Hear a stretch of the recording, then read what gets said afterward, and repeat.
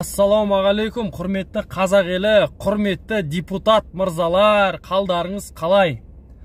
Жалпы депутат мырзалар, халық қалаулылары, шаршаматсыздар ма негізі? Отыра беріп, шаршаматсыздар ма негізі? Отыра берген адам жаңағы қандары ұйып өзіне шаршаңқау келеді дейді ғой, кішкене. Қою керек ау деймін осы негізі. Көпшілігіне болмаса да основной массасына шаршаған сияқтысыздар. Боқтауға болмайды деген заң турасында кішкене бір айтып жіберейінші. Бұл өте тамаша болды да, мына бәлеқорларға ше. Ол енді адам боқтағысы кеп боқтамайды ғой. Мен мысалы өз басым, Аллаға шүкір, мен боқтамаймын. Бірақ боқтататын адамдар болады да. Сонымен анам боқтайды, сонымен жазып, жаңағы 69 мың деді ма, қанша штраф. Бәлеқорларға жүдә әдейі болды да. Неге сондай бір заңдар, сондай болмашы бір нәрселермен айналысып атыр деймін да.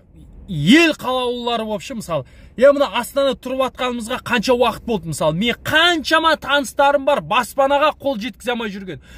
Соған бір ыңғайлап баспана алатын бір жақсы бір жобалар, сондай нәрселерді ұсынсаңыздар, түкіруге болмайды, боқтауға болмайды, сиюге болмайды, басқа қылуға болмайды. Бір адамның анандай шатыр шытынайтын нәрселер ғой, короче, конкретно. Халықтың арасында жүрмін ғой, мен білем, халық наразы. Жаңа Қазақстан дегенді алдын айтып жүретін еді. Мен сенем, бірақ иншалла болады шығар.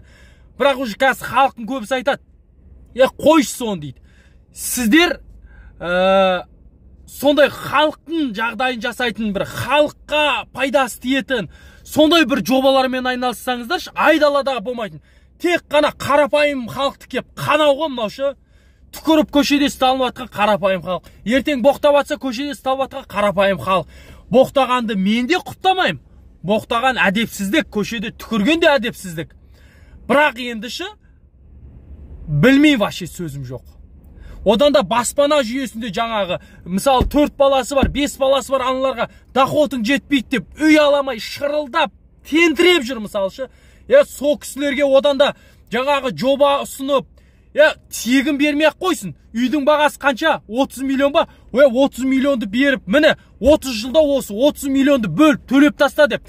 Сондай бағдарламалар, сондай бірдеңелерді ұсынуға бола ма? Сондай нәрсемен айналысыздаршы, өтініш. Бізге жұрттың бәрі айтады, біздің өкімет естімейді дейді. Шынымен сондай сияқты.